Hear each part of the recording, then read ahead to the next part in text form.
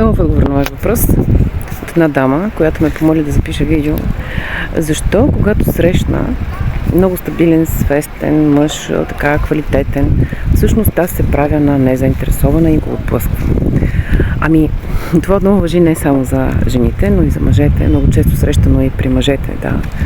Когато срещнем партньор, към който изпитваме чувства и имаме интерес, ако имаме тези детски травми, които ни блокират, тогава ние се правим на незаинтересовани.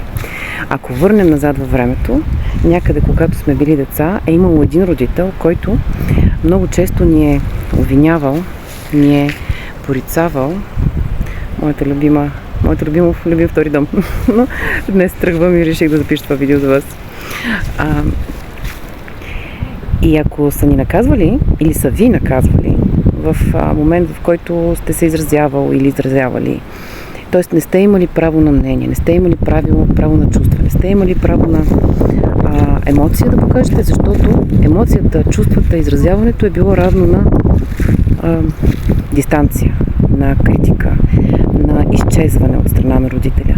И вие сте останала с впечатлението, че когато имате интерес към нещо, вие нямате право на това да се изразявате, защото ще бъдете наказани и защото ще бъдете порицани.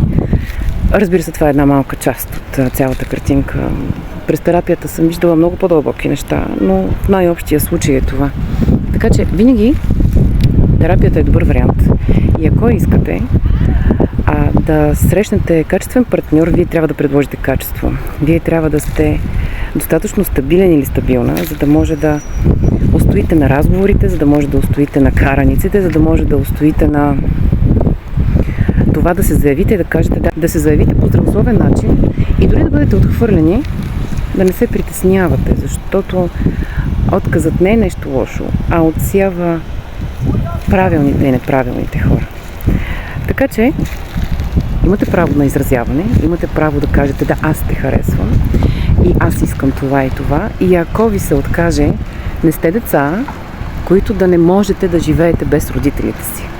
Здравият човек може да говори свободно и спокойно за всичко. Поздрави от другото ми вкъщи и там дали се вижда морето. Бъдете щастливи. Всичко е възможно.